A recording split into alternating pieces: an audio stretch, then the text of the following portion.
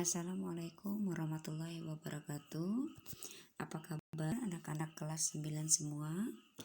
Berjumpa kembali bersama Ibu Urai dalam pelajaran IPA kelas 9. Minggu lalu Ibu sudah menyampaikan materi melalui live streaming tentang reproduksi pada tumbuhan dan hewan. Nah, hari ini Ibu akan melanjutkan materi tersebut. Yang pertama Ibu akan jelaskan adalah reproduksi tumbuhan. Yang pertama adalah reproduksi vegetatif pada tumbuhan. Maksudnya vegetatif berarti tidak ada perkawinan. Jika tidak ada perkawinan maka tidak ada peleburan sel kelamin jantan dan sel kelamin betina. Nah, reproduksi vegetatif yang pertama adalah yang alami. Kalau alami berarti natural, tidak ada bantuan dari manusia. Yang pertama adalah spora. Spora itu biasanya terdapat pada lumut dan tumbuhan paku. Kalau pada tumbuhan lumut, dia itu terdapat dalam sporangium sporanya. Sedangkan pada tumbuhan paku, kamu bisa lihat pada gambar di sebelah kiri itu, sporanya itu yang berwarna hitam-hitam, letaknya di bawah permukaan daun. Kemudian fragmentasi. Fragmentasi adalah perkembangbiakan dengan cara memisahkan diri dari koloni induknya dan tumbuhan menjadi individu baru. Pada umumnya, fragmentasi terjadi pada gagang hijau yang berbentuk filamen, misalnya Hydrodixin. Yang ketiga adalah tunas. Biasanya tunas muncul pada tumbuhan yang telah dewasa atau tua. Tunas ini dapat muncul dari akar, batang, atau daun. Pembentukan tunas batang misalnya terjadi pada tumbuhan bambu, tebu, dan pisang. Tunas akar misalnya pada tumbuhan cemara, sukun, kesemek. Tunas daun pada tumbuhan ucor bebek. Tunas-tunas yang muncul selain pada batang dinamakan tunas adventif atau liar. Umbi lapis. Umbi lapis adalah batang yang tumbuh di bawah tanah. Bentuk umbi lapis menggelembung, berair, dan memiliki sisik-sisik daun yang berfungsi sebagai cadangan makanan. Umbi lapis memiliki tunas samping atau anak umbi lapis yang tumbuh di antara daun. Tunas samping akan tumbuh menjadi individu baru dan memisahkan diri dari induknya. Kamu bisa lihat pada tanaman bawang merah. Umbi lapis ya. Yang selanjutnya adalah umbi batang. Umbi batang adalah batang yang menggelembung di bawah tanah dan berisi cadangan makanan. Nah, pada umbi batang ini terdapat mata tunas yang kelak tumbuh menjadi tumbuhan baru. Contohnya pada kentang, gambar di samping ya. Selain kentang ada ubi jalar, talas. Selanjutnya umbi akar. Umbi akar adalah bagian akar yang mengalami pembengkakan di dalam tanah dan berisi cadangan makanan. Jika umbi akar ditanam bersama dengan pangkal batangnya, maka akan tumbuh tunas baru. Umbi akar terdapat antara lain pada lobak, wortel, dan dahlia. Selanjutnya adalah rizom. Rizom adalah batang yang tebal dan tumbuh di bawah tanah. Pada rizom terdapat tunas, sisik-sisik daun, dan antar ruas. Jika rizom terpisah dari induknya, maka akan tumbuh menjadi individu baru. Rizom terdapat pada tumbuhan Zingiberaceae, bambu, dahlia, dan beberapa jenis rumput. Selanjutnya stolon atau geragi. Stolon sering kita lihat pada rumput-rumputan liar. Stolon merupakan batang yang menjalar di permukaan atau di bawah tanah. Panjang stolon ini bisa bermeter-meter. Di sepanjang stolon tumbuh tunas-tunas liar yang kelak akan tumbuh menjadi individu baru. Stolon yang menjulur di atas tanah misalnya pegagan, stroberi. Yang menjalar di bawah tanah contohnya adalah rumput teki. Sekarang banyak orang yang menanam stroberi ya. Kalian bisa lihat, itu adalah contoh stolon atau geragi.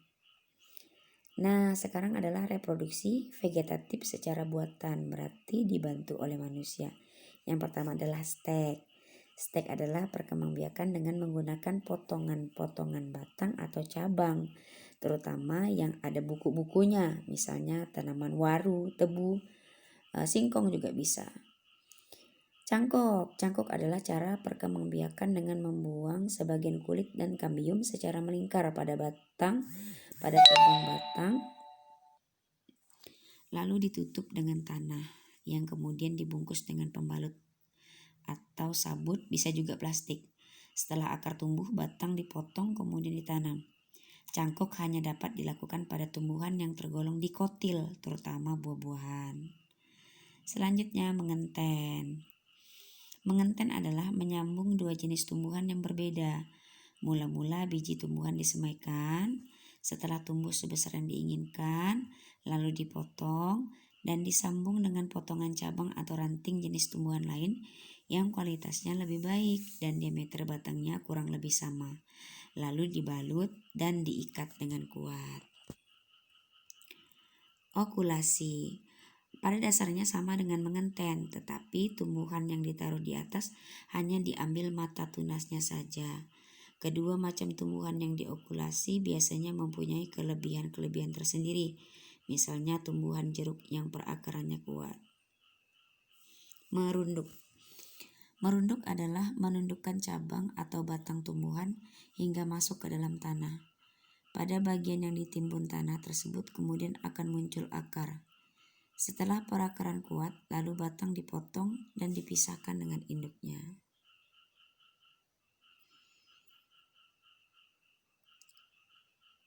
Nah, sebelum kita lanjutkan ke materi selanjutnya, kalian bisa lihat di sini Ibu ada sedikit ingin mereview penjelasan Ibu sebelumnya dengan 3 pertanyaan. Nomor 1, kentang merupakan contoh dari umbi. Lihat di sebelah kanan kotak, kalian bisa cari. Jawabannya adalah nomor 4, batang. Umbi batang ya, kentang. Sekarang nomor 2, bambu berkembang biak dengan, kalian cari jawabannya di sebelah kanan. Oke, jahe. Nomor 3, contoh tanaman yang berkembang biak dengan rizoma adalah, cari silakan di kotak sebelah kanan.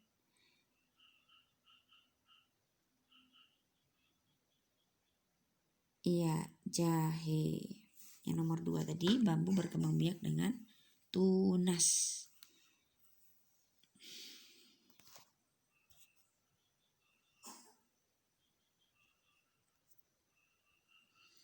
Reproduksi generatif pada tumbuhan.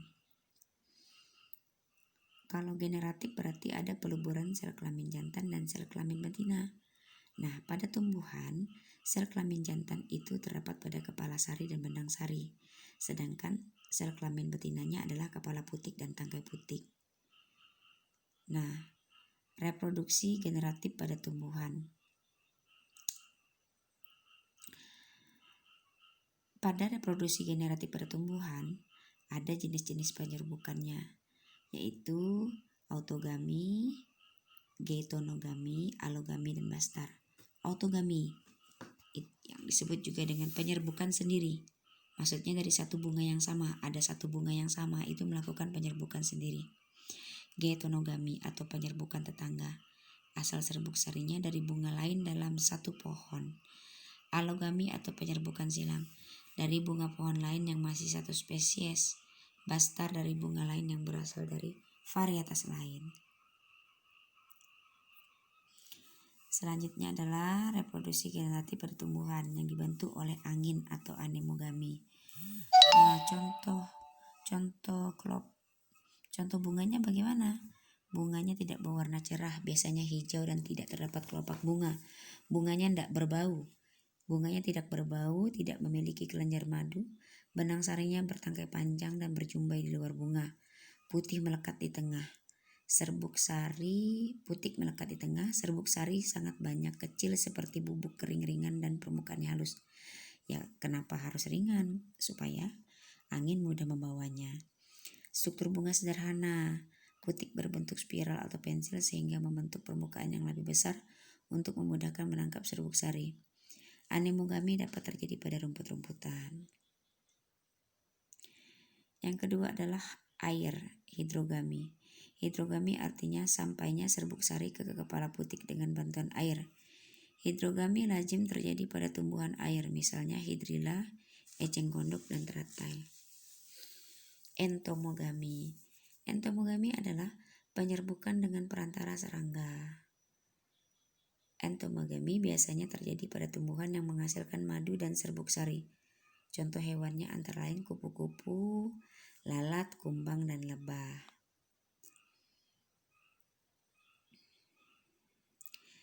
Ciri-ciri bunga yang diserbuki oleh serangga adalah sebagai berikut. Mahkota dan benang sari berwarna cerah, memiliki kelenjar madu, benang sari di dalam bunga, antera atau kepala sari bersatu di bagian dasar atau belakangnya. Serbuk sari hanya sedikit, besar seperti tepung, berat, lengket, dan kadang-kadang permukaannya berukir. Putik, lengket, dan kecil. Struktur bunga termodifikasi untuk tempat mendarat dan makan bagi serangga. Bunganya berbau harum. Ornitogami. Ornitogami adalah penyerbukan dengan bantuan burung. Bunga yang dipolinasi oleh burung biasanya mengandung madu dan air, serta berwarna merah atau mengandung unsur warna merah karena burung peka terhadap warna ini. Selain itu, bentuk bunga yang diserbuki burung biasanya khusus. Contohnya, bunga yang diserbuki oleh burung kolibri, lihat di samping ya, gambar di samping lihat, memiliki tabung nektar yang panjang dan sempit. Karena tabung nektarnya panjang dan sempit, makanya burung kolibri itu memiliki paruh yang sangat panjang dan runcing. Kemudian adalah kripterogami. Kripterogami adalah penyerbukan dengan bantuan kelelawar. Bunga yang dipolinasi oleh kelelawar biasanya mekar di malam hari, berukuran besar, berwarna cerah, dan letaknya tidak tersembunyi. Kenapa mekarnya di malam hari? Karena kelelawar keluarnya aktifnya itu ya di malam hari. Malakogami. Malakogami adalah penyerbukan yang terjadi dengan bantuan siput. Antropogami. Antropogami adalah penyerbukan yang sengaja dilakukan oleh manusia. Misalnya penyerbukan pada bunga tumbuhan vanili dan beberapa jenis anggrek. Penyerbukan dengan perantara manusia biasanya dilakukan karena bunga tersebut tidak dapat menyerbuk sendiri atau karena manusia ingin melakukan persilangan buatan untuk mencari varietas-varietas baru. Pembuahan pada Gymnospermae. Nah, pembuahan pada Gymnospermae disebut dengan pembuahan tunggal karena hanya terjadi satu kali pembuahan, yaitu antara spermatozoid dengan sel telur.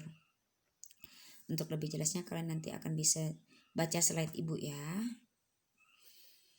Teknologi perkembangbiakan pada tumbuhan. Hasil dari pengembangan teknologi pada tumbuhan memunculkan berbagai inovasi sistem perkembangbiakan secara ilmiah dan modern. Nah, ini dia. Yang pertama adalah hidroponik. Hidroponik merupakan cara penanaman tumbuhan dengan menggunakan larutan nutrisi dan mineral dalam air dan tanpa menggunakan tanah.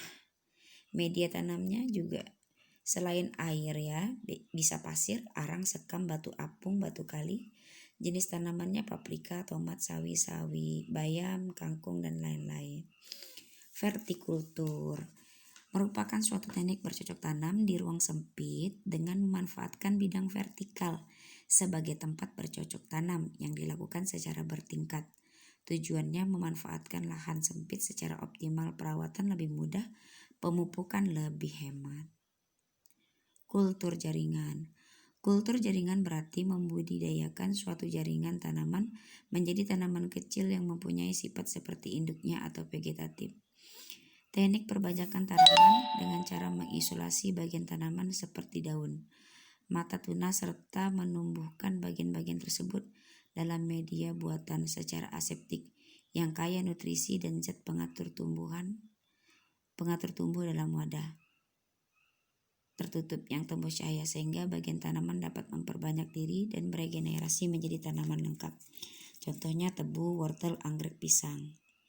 Kalian bisa lihat tahapannya pada gambar di samping ya. Selanjutnya adalah reproduksi pada hewan. Yang pertama adalah perkembangan aseksual. A itu tidak seksual, berarti tidak ada peleburan sel kelamin jantan dan sel telur.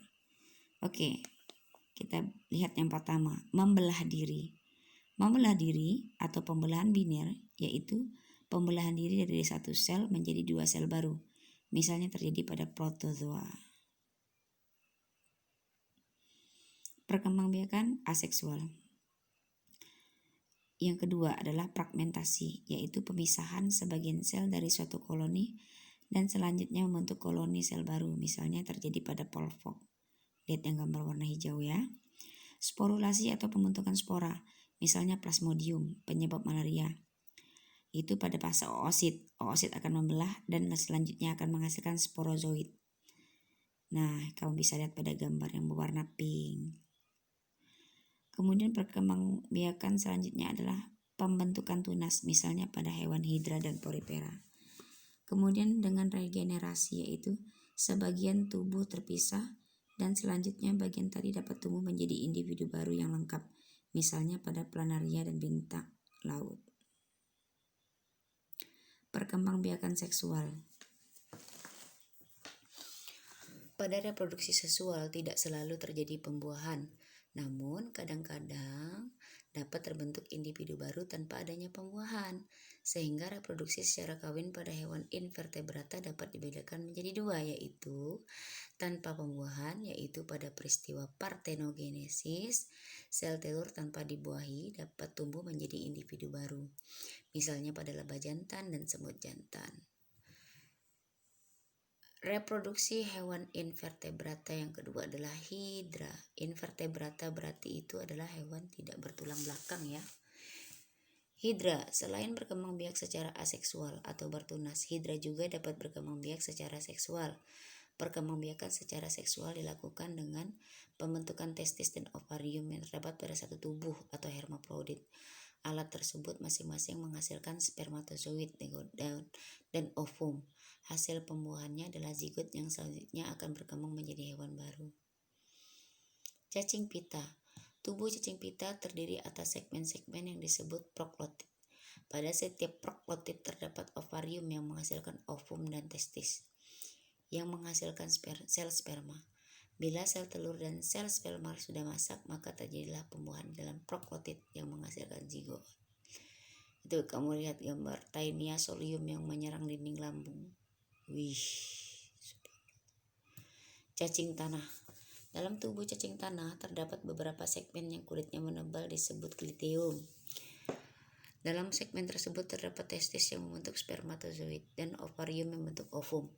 Walaupun ovum dan spermatozoid terdapat dalam satu tubuh, cacing tanah tidak pernah mengadakan pembuahan sendiri, tapi melakukan perkawinan dengan mempertukarkan spermatozoid atau perkawinan silang. Serangga.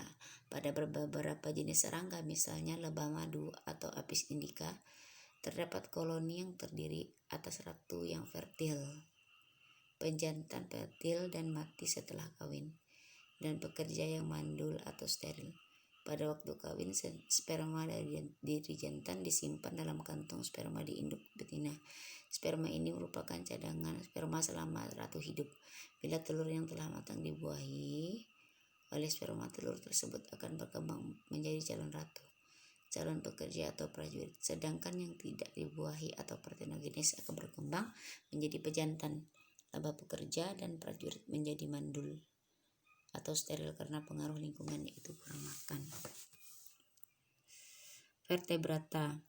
Reproduksi hewan vertebrata adalah hewan bertulang belakang. Perkembangan vertebrata yang pertama adalah ovivar atau bertelur. Kamu lihat gambar di samping. Ya, ini biasanya pada ayam, burung, amfibi, dan reptil sebagian. Opopipipar. Opopipipar bertelur beranak. Ialah hewan yang menghasilkan sel telur dan embrio berkembang dalam telur.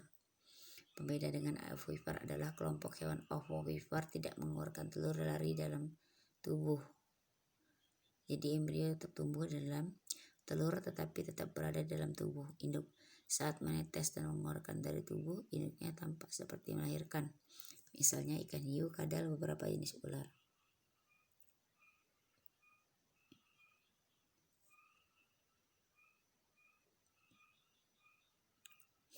Vivipar beranak ialah hewan yang melahirkan anaknya. Misalnya manusia, hewan menyusui dan lain manusia dan hewan menyusui lainnya.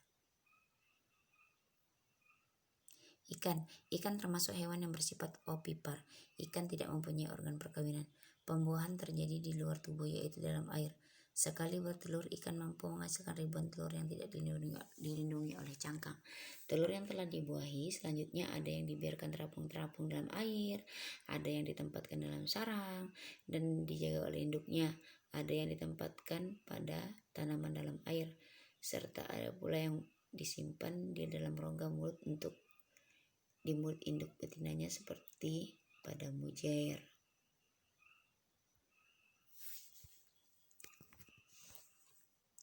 Amfibi seperti pada ikan. Katak juga bertelur dengan fertilisasi eksternal. Telur yang telah dibuahi akan bergerombol di permukaan air. Setelah 6 hari telur akan menetas menghasilkan berudu atau kecabung. Berudu hidup dalam air dan bernapas dengan insang. Setelah mengalami metapromosi selama 1-3 bulan, ia akan berubah bentuk menjadi katak. Pada umur 1 tahun katak telah menjadi dewasa. Selanjutnya reptilia, ada yang meletakkan telur atau ovipar dan ada pula yang bersifat opovivipar. Pembuahan terjadi di dalam tubuh, fertilisasi internal, telur dilindungi oleh cangkang. Telur yang dikeluarkan ada yang disembunyikan dalam pasir, di dalam lumpur, ada yang dielrami. Pada kadal telurnya menetas di dalam tubuh atau opovivipar. Aves atau unggas ya, fertilisasi internal dengan koka. Semua jenis burung bereproduksi dengan cara bertelur atau ovipar. Ada burung yang mengerami telurnya, ada yang menyimpannya dalam lubang-lubang, ada pula yang menyimpan telurnya dalam parit pasir. Seekor burung sekali musim hanya mampu bertelur beberapa butir saja. Pada burung merpati, sekali musim bertelur mengeluarkan 2 butir telur yang akan menetas menghasilkan burung jantan dan betina. Embrio yang berkembang dalam cangkang mendapat makanan dari cadangan makanan yang tersimpan dalam telur tersebut. Mamalia fertilisasi internal karena telah memiliki organ reproduksi sempurna, kecuali golongan hewan berparuh bebek, platypus. Semua hewan menyusui selalu melahirkan telur mamalia kecil dan mengandung sedikit cadangan makanan. Embrio mendapat makanan dari rahim induknya melalui plasenta. Sekian materi reproduksi tumbuhan dan reproduksi hewan pada ibu. Jika ada kekurangan, maka kekurangan ini akan ibu sampaikan pada minggu depan melalui pengiriman modul. Kalian tunggu saja. Sekian, ibu akhiri. Assalamualaikum warahmatullahi wabarakatuh.